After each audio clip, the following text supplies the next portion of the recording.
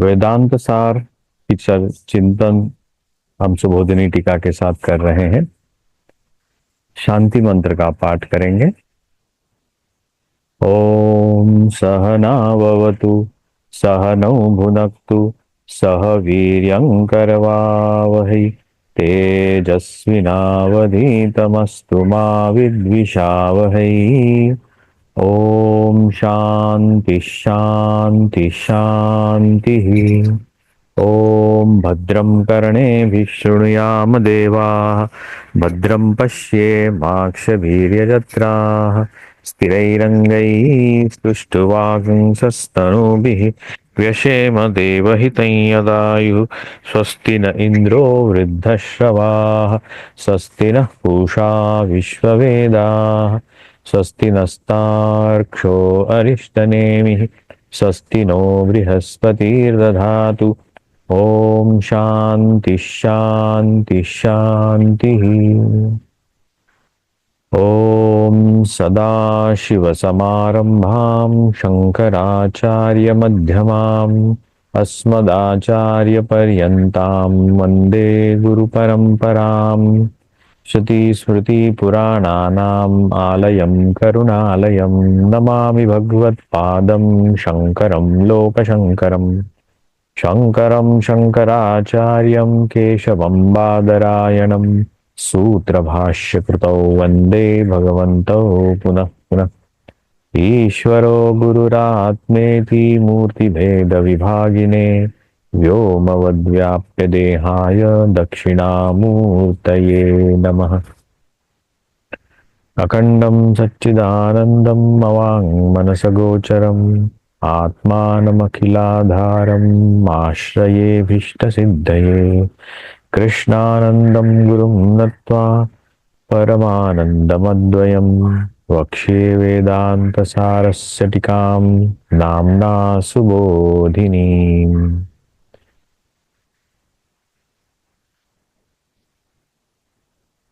अर्थतोऽप्यद्वयानन्दानतीतद्वैतभानत गुरुनाराध्य वेदान्तसारं वक्ष्ये यथामति।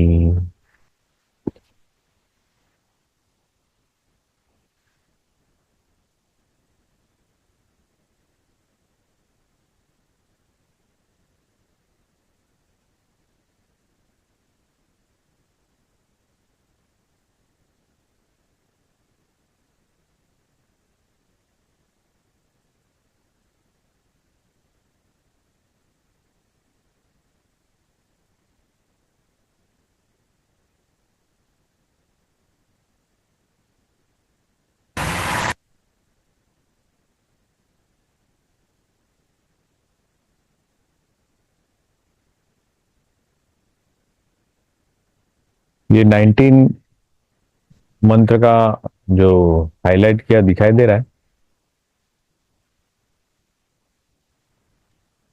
जी स्वामी जी दिखाई दे रहा है। ओके। हाँ दिखाई और दे मेरी आवाज सही है ना?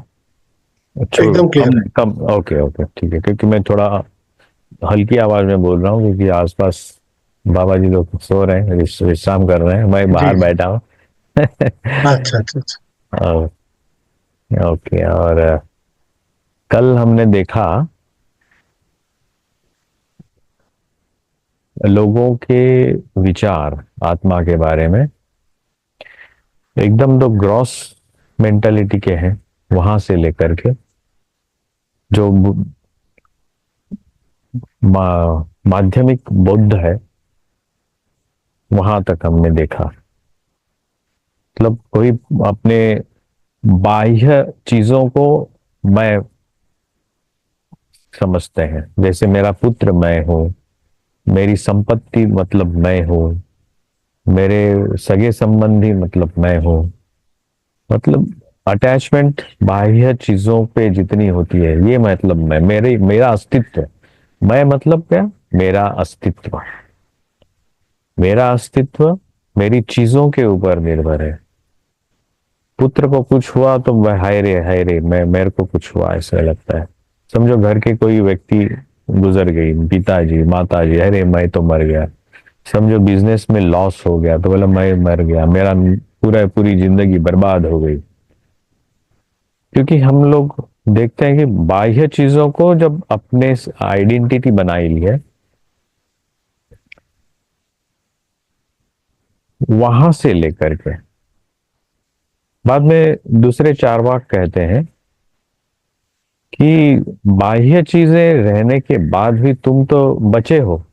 यहाँ उदाहरण दिया है अपने बच्चे का, कि घर है, घर में आग लगी और घर में सब है, और खुद ये बाहर चला आया दौड़ते दौड़ते अपने आप को बचाने के लिए इस आग से, बच्चे को वहीं छोड़ दिया या घर वालों को वहीं छोड़ दिया, घर को भी छोड़ दिया जिससे उसका बहुत लगाव था और वो उसकी आइडेंटिटी थी।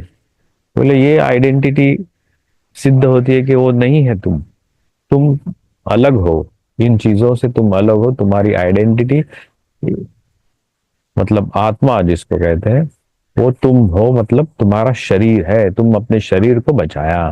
बोले हाँ, मैंने तो शरीर को भी बचाया। बाद में वो फिर से एक चिंतन होता है कि ये शरीर चलता कैसे है। इंद्रियां हैं, मतलब हाथ पैर आंख है, कान है, वो सुनते हैं, हम कुछ काम कार्य करते हैं पैरों से हाथों से। तो मतलब ये शरीर मतलब ये इंद्रियां है, वही आत्मा है। बोले हाँ, इंद्रियां ही आत्मा हो सकती है। फिर से चिंतन हुआ कि इंद्रियां चलती कैसी है। तो बोले ब्रेथ से, प्राण, प्राण को ये करो, रिस्ट्रेन करो, तो इंद्रियां नहीं काम करती। या किसी से बोले प्राण चले गए, आदमी मृत हुआ, मृत घोषित किया जाता है, प्राण नहीं है। प्राण मतलब क्या है? उसकी वाइटल एनर्जी जिससे वो ये शरीर को चलाता था, इंद्रियां उसकी चलती थी, इंद्रियां नहीं बंद, चल नहीं रही है, इसका वो मृत हो गया, आत्मा दिवंगत हो गया। लेकिन बोले आत्मा दिवंगत कैसे? प्राण मतलब मन है तो भी मैं हूं, मैं विचार करता हूं, संकल्प विकल्पात्मक मेरा मन चलता है, कभी सोचता हूं, और ये सोचने से ही मैं अपने प्राणों के ऊपर नियंत्रण भी कर सकता हूँ। ब्रेथ को मैं बंद कर सकता हूँ, ब्रेथ को ले सकता हूँ, मैं ब्रेथ आती है जाती है समझ सकता हूँ। मतलब ब्रेथ मतलब प्राण, ये मैं नहीं हूं, इससे कुछ अलग है, मैं मन हूं। मतलब आत्मा मनोमय है। फिर से एक चिंतन होता है कि मन कैसे होगा।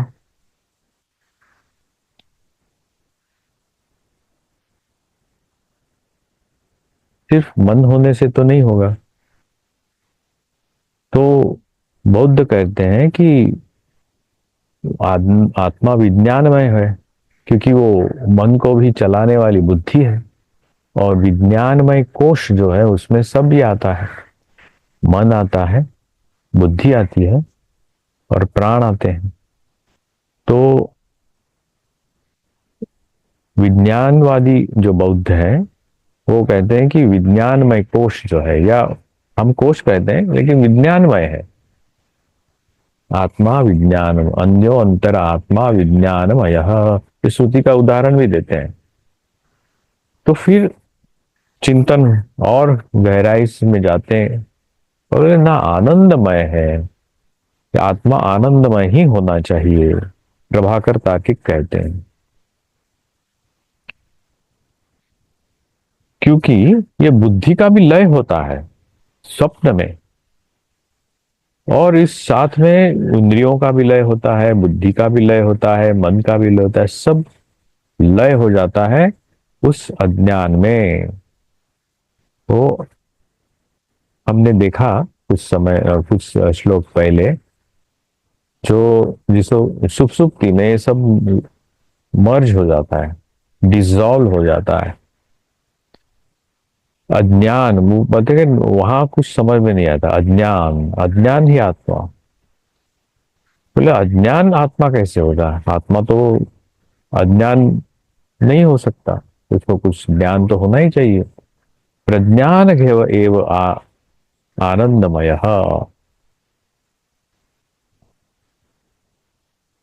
तो उससे फिर भी आगे चलते हैं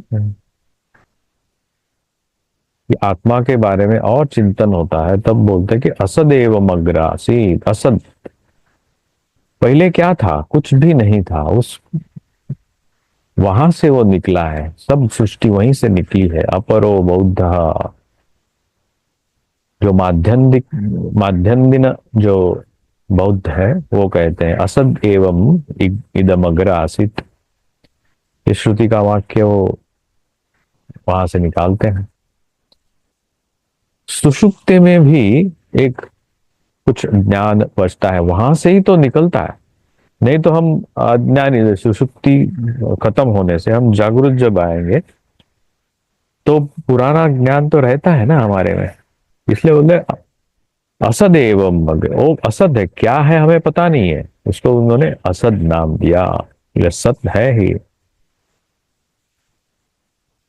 तो यहां तक हमने चिंतन किया था 19वें श्लोक का, और अभी हम आगे चलते हैं और भी गहराई में उसकी चिंतन करते हुए आत्मा के बारे में।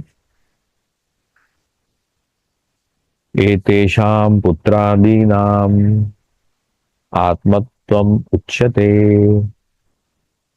एतैः इति प्राकृताद् इव दिवादिभिः उक्तेषु श्रुतियुक्ति अनुभव भासेषु पूर्वपूर्वोक्त श्रुतियुक्ति अनुभव भासमानान् उत्तरोत्तर श्रुतियुक्ति अनुभव आभासैः आत्मत्व बाद दर्शनात् पुत्रादीनाम् आत्मत्वं स्पष्टमेव।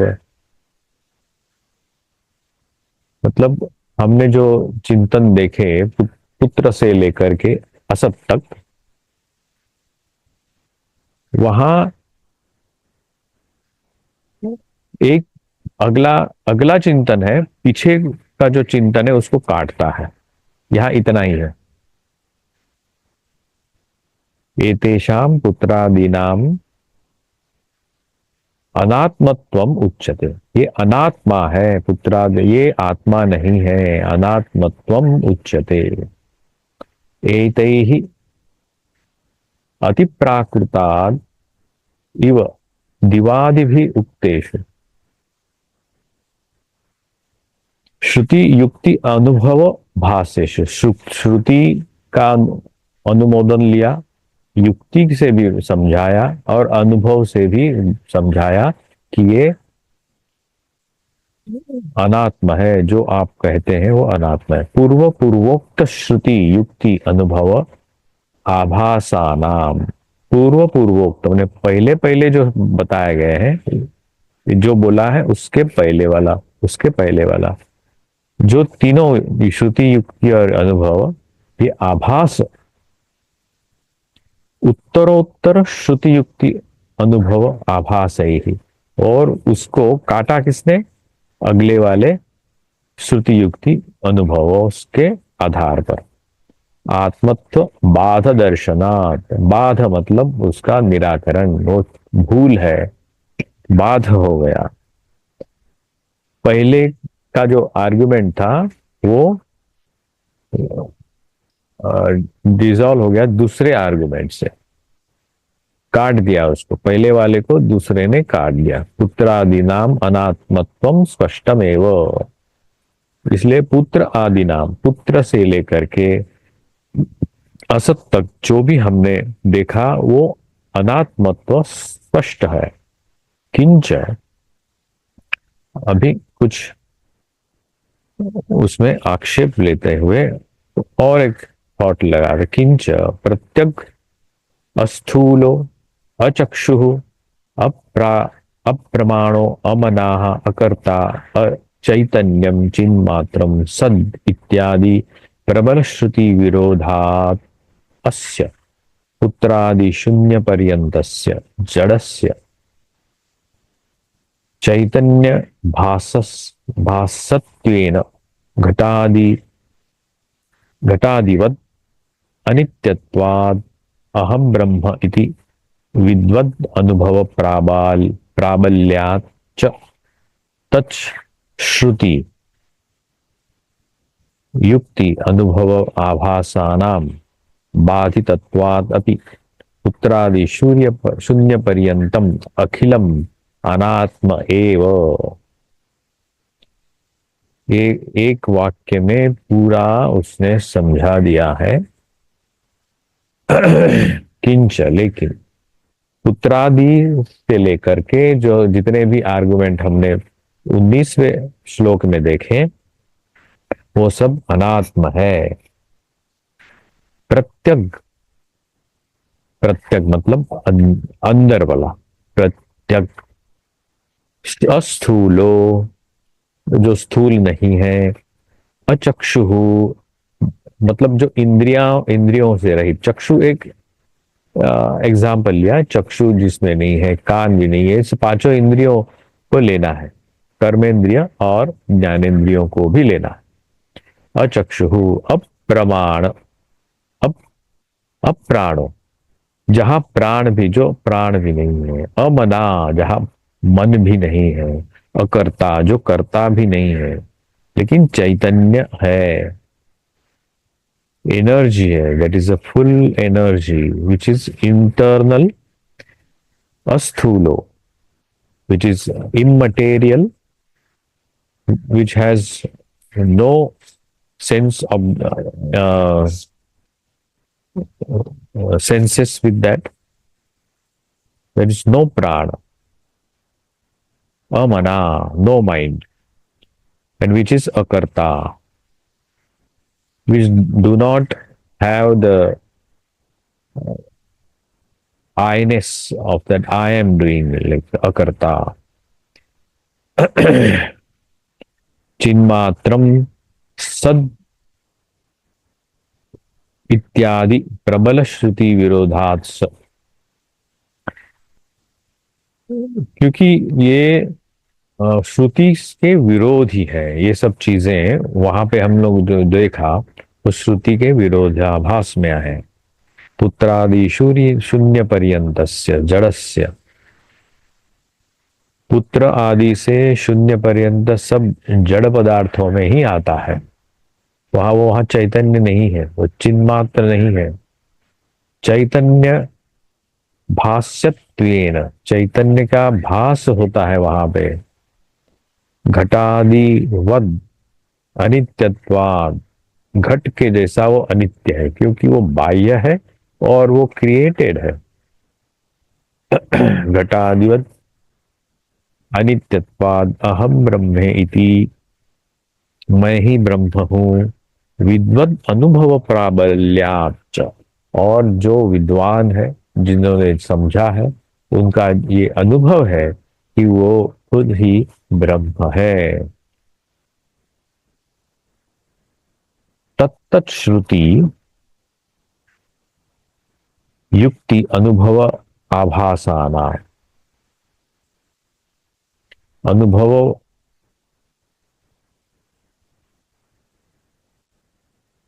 जो जो श्रुति युक्ति और अनुभव जो आभास मात्र जो दिख रहे हैं, बाधितत्वादपि, बाधितत्वादपि मतलब इन तीनों से उनका बाध हो गया है, निराकरण हो गया है, नष्ट हो गया है।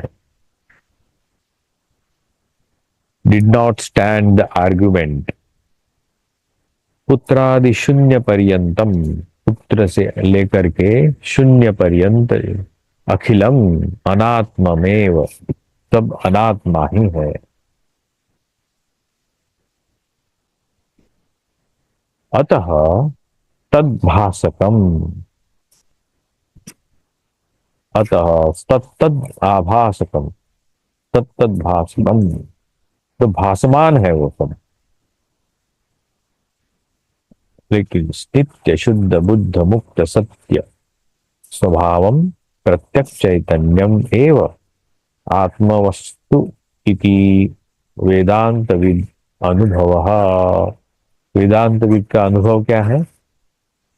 नित्य शुद्ध, बुद्ध, मुक्त, सत्य स्वभाव जिसका है, जो प्रत्यक्ष चैतन्य है, एवं आत्म वस्तु इति, वही आत्म वस्तु है।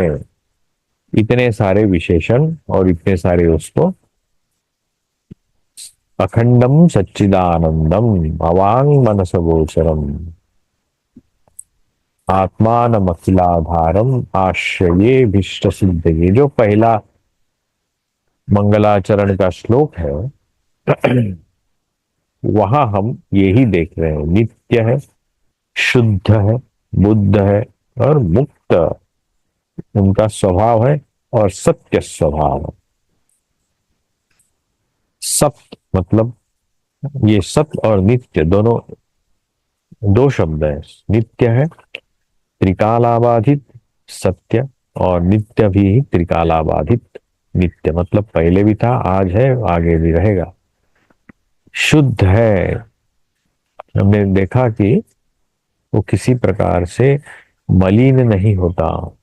बुद्ध है, इज ऑल नॉलेज, और मुक्त है क्योंकि किसी बंधन में नहीं पड़ता। प्रत्यक्ष चैतन्य है, वो इंटरनल है, बाह्य नहीं है, इंटरनल चैतन्य, हर चीज का इंटरनल जो सबस्ट्रैटम है, प्रत्यक्ष चैतन्यम एव आत्मवस्तु, यही है आत्मवस्तु इति वेदांत विद अनुभव, वेदांत विद्वद अनुभव, जो विद्वत जन है, जिन्होंने वेदांत के ज्ञाता है, जो उनका अनुभव यही है। एवं अध्यारोप,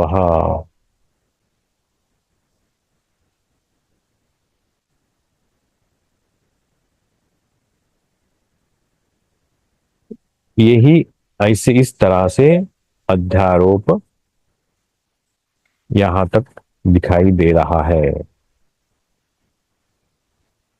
तो अभी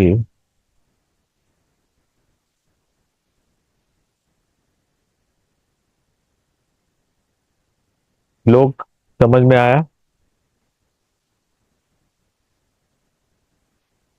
श्लोक का अर्थ समझ में आया? Very very easy it is. जी जी जी, हाँ ये बहुत इजी है, बहुत हाँ, समझ में आ गया पूरा। आप पहुंच ही गए उधर।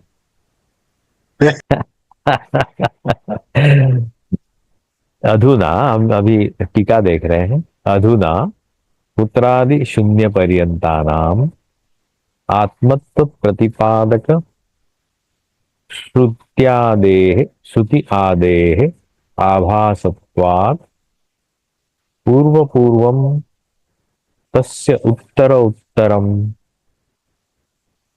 अतः बाध्यत्वात् च।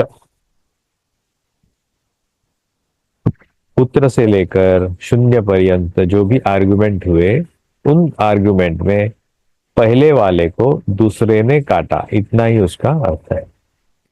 दृश्यत्व जड़त्वादि हेतु, और ये सब कैसे है? वो दृश्य है और जड़त्व उसमें है, क्योंकि बाह्य वस्तु है। दृश्य ये अनुभव के विषय है, हमारे इंद्रिय जन्य है। जड़त्वादि हेतु कदम्ब,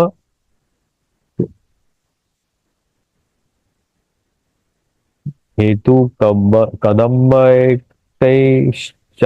आत्म अनात्मत्व, हेतु कदम्ब कदम्बक अनात्मत्व, क्योंकि इसलिए वो अनात्मा ही माना जाएगा, उसको अनात्मा ही है। प्रसिद्धम एव इति प्रतिपादयितुम प्रतिजानीते एतेषाम्, प्रतिपादयितुम, यही प्रतिपाद्य बोला गया है, और वही जानना है हमें, क्योंकि ये सब चीजें अनात्म है, आत्मा नहीं है। जब जब भी उन्होंने आत्मा बोल के अपना आइडेंटिफिकेशन उसके साथ किया, वही मैं हूं ऐसे समझा, अपनी आइडेंटिटी वहां इस्टेब्लिश की, लेकिन वो सही नहीं है। यही जानना है।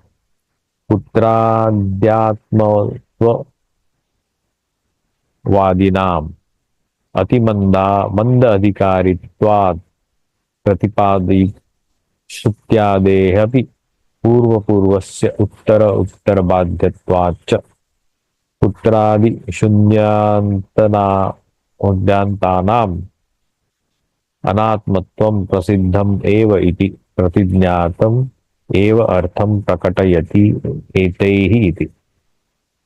यहाँ कहा जाएगा कि अरे उसने तो श्रुति का भी उद्धरण किया था, वो सब अपने आर्गुमेंट के लिए, अपने आइडेंटिफिकेशन के लिए श्रुति से भी उद्धरण किया था। बोला नहीं, श्रुति से उद्धरण करने के बाद भी पुत्रादि आत्मवादी नाम अति मंदा मंद अधिकारी बोला है, उनको अधिकारी ही बोला है, लेकिन बिकॉज ही हैज कंसिडर्ड सम आत्मा है ऐसा उसको ध्यान में है।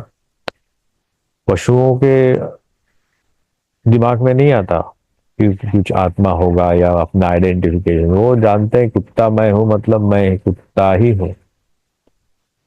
लेकिन मनुष्य में ही एक ये धारणा है कि वो मंद अधिकारी, इसलिए उसको कहा है मंद बुद्धि होने, मंद बुद्धि मतलब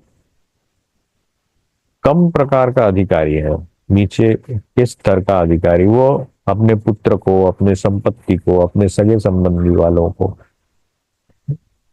मैं की आइडेंटिटी देता है। वहां से लेकर के शून्य पर्यंत जितने भी श्रुति से सपोर्टेड है उस सबको अनात्मा ही कहा जाएगा। प्रतिज्ञातव्यम एव अर्थम प्रकटयति। ननु, अभी शंका उत्पन्न करते हैं,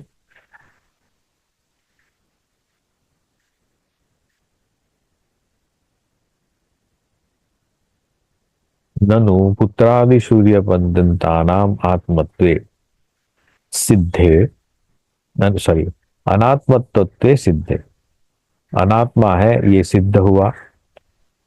कह तरही अहम प्रत्यय विषय आत्मा इत्यादि इति आशंक्य अस्थूलादि निषेध वाक्य जात बोधितम। तो ये सब चीजें अनात्मा है ये सिद्ध किया, तो शंका होती है कि ये जो अहम प्रत्यय विषय जो आत्मा है उसको स्थूलादि निषेध वाक्य जात बोधितम, स्थूल आदि निषेध वाक्यों से क्यों समझाया गया? सॉरी, अस्थूल आदि निषेध वाक्यों से क्यों समझाया गया? जो अस्थूल है, जो हमने पीछे देखा ना, यहाँ पे प्रत्येक अस्थूलो अचक्षु अप्राणो अमना अकर्ता, इन शब्दों से क्यों समझाया गया जो आत्मा है? जो पॉजिटिव वर्ड से क्यों नहीं समझाया गया, ऐसे पूछते हैं। अस्थूलादि निषेध वाक्य जात बोधितम,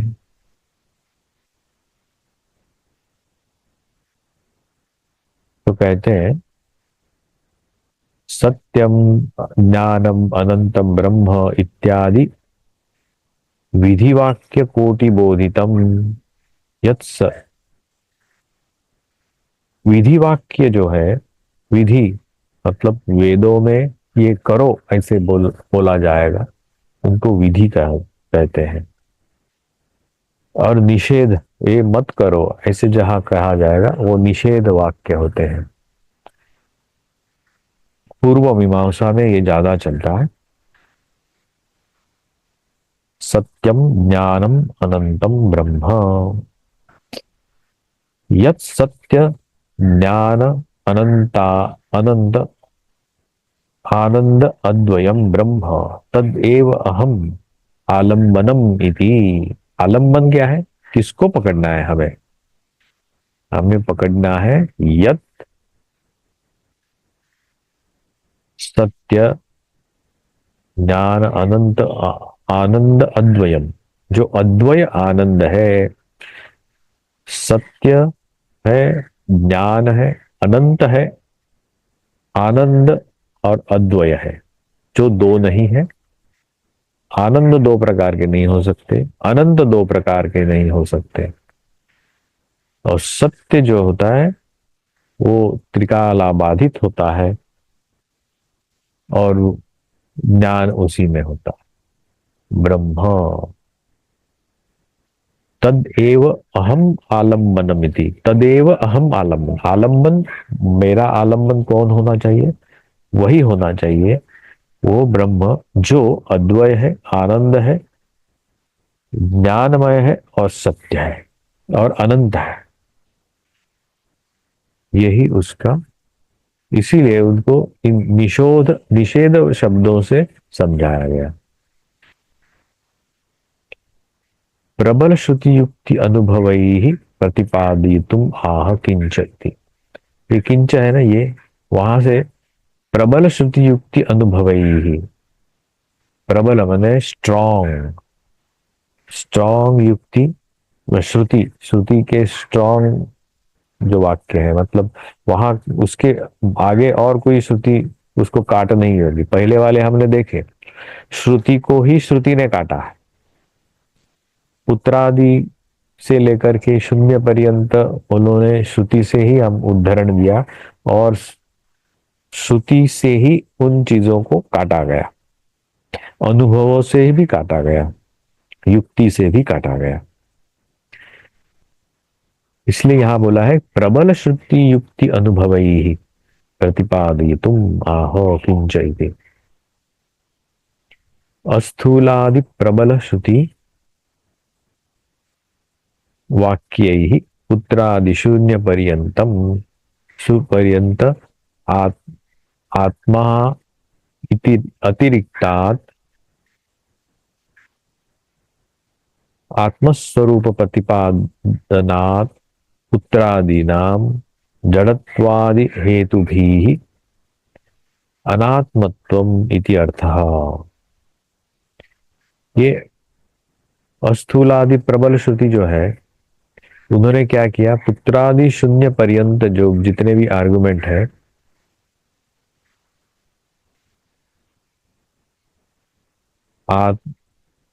उसका स्वरूप प्रतिपादन जो है वो जड़त्वादि हेतु भी, उनका हेतु क्या है, क्यों काटा उनको, क्यों नहीं मान्य किया वो आत्मा है, इसलिए क्योंकि वो जड़ है। जड़त्वादि हेतु भी ही अनात्मत्वम इत्यर्थ, अनात्मा क्यों है, क्योंकि वो जड़त्व है उसमें, उन चीजों में। अस्मिन् अर्थे प्रबल विद्वद अनुभवम, इस अर्थ में प्रमाणयति अहम ब्रह्म इति। अस्मिन इसी अर्थ में प्रबल विद्वद अनुभवम, विद्वत जन जो है मतलब जिन्होंने जाना है वेदांत, जिन्होंने समझा है और उस तरह से उन्होंने जाना है श्रुति युक्ति अनुभव से, वो क्या कहते हैं कि अहम ब्रह्म इति, मैं ही वो ब्रह्म हूं, वैसे उनका अनुभव है। पुत्रादि श्रुत्यादि नाम दौर्बल्यम दर्शयति तद तद तत्तद इति। जो श्रुति का दौर्बल्य मतलब वीकनेस ऑफ दो श्रुति वाक्य जो है, are not standing before this kind of strong और स्टॉन्च आर्ग्यूमेंट्स। यतः पुत्रादीनां जड़त्वादि हेतुभिः अनात्मत्वम्, अतः पुत्रादिभासकम् नित्य शुद्धत्वादि स्वरूपम एव आत्मवस्तु इति अर्थः।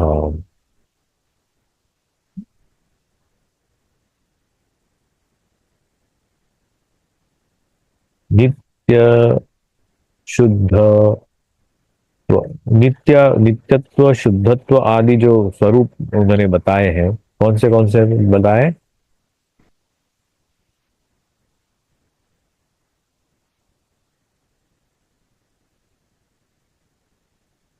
ये यहाँ पे,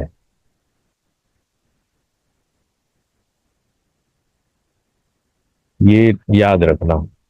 नित्य शुद्ध बुद्ध मुक्त सत्य स्वभावम प्रत्यक्ष चैतन्यम, प्रत्यक्ष चैतन्यम एव आत्म वस्तु इति वेदांत विद्वत अनुभव, वेदांत विद्वत अनुभव है ये।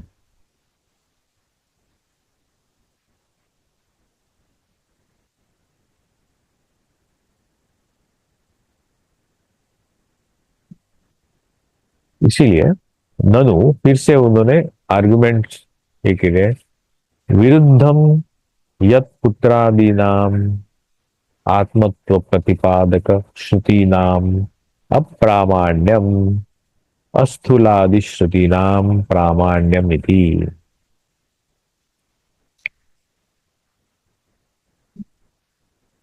इदम, ये जो विरुद्ध है, कौन सा? पुत्रादि नाम आत्मत्व प्रतिपादक श्रुति जो है, उनका अप्रामाण्य हो गया। स्थूल होने, स्थूलादि श्रुति नाम प्रामाण्य निधि।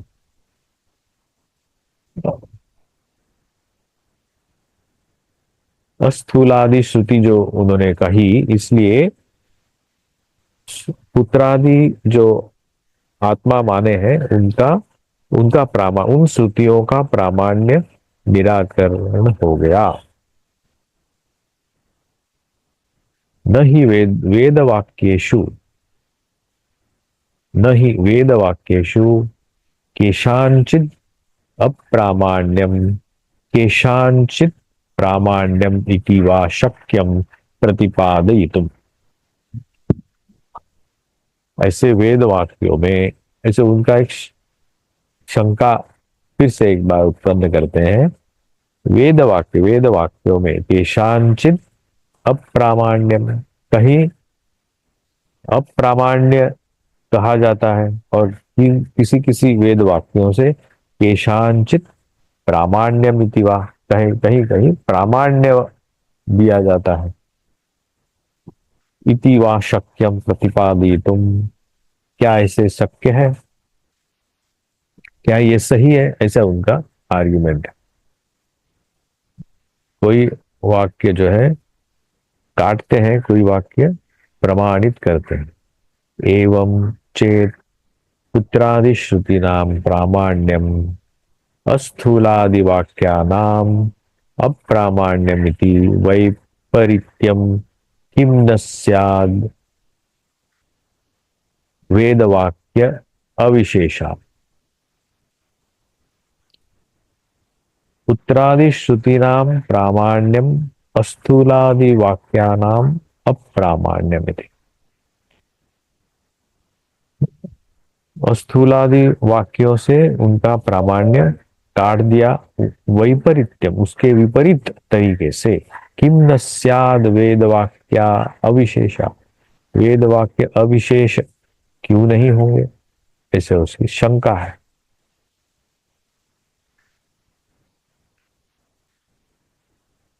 किम केशांचिद वेदांत वाक्यानाम अप्रामाण्य प्रतिपादनार्थ इदम प्रकरणम आरब्धम अतः कथम निर्णय इति चेत तत्र उच्यते, अत्र उच्यते।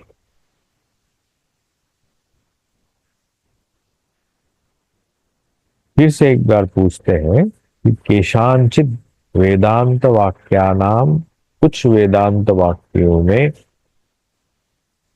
अप्रामाण्य प्रतिपादनार्थम इदम प्रकरणम आरब्धम अतः। अप्रामाण्यम जो है वो उसका प्रकरण आरब्ध, मतलब आरंभ हो रहा है। प्रथम निर्णय इति चेत, और निर्णय क्या होगा उसका?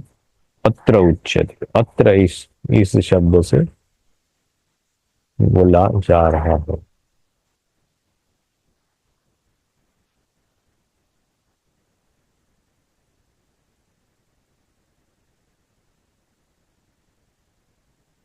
पुत्रादिश्रुतीनाम सर्वथैव सर्वथा एव प्रामाण्यम न अस्ति इति न निषिध्यते, किंतु अस्थूलादि प्रबल श्रुति स्मृति न्याय विरोधात् स्वार्थे तात्य अभावात् तेषां स्थूल अरुंधति न्यायेन पूर्व पूर्व निराकरण द्वारा सूक्ष्म सूक्ष्म वस्तु उपदेशे तात्पर्यम एतावद एव प्रतिपाद्यते। ये थोड़ा क्रिटिकल आर्गुमेंट्स में हमारा जो व्यक्ति है, वहां पे जो चेला है वहां बैठा हुआ, वो और क्रिटिकल प्रश्नों में जा रहा है। तो हम आज यही रोकते हैं, कल हम यहां से चालू करेंगे।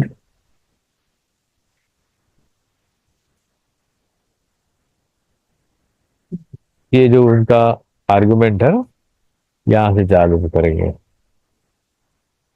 तो आज यहीं रुकते हैं, क्योंकि आगे का जो प्रकरण है वो थोड़ा आर्गुमेंटेटिव है। यहाँ तक ये वाला, ये हम कल देखेंगे और ये भी कल देखेंगे।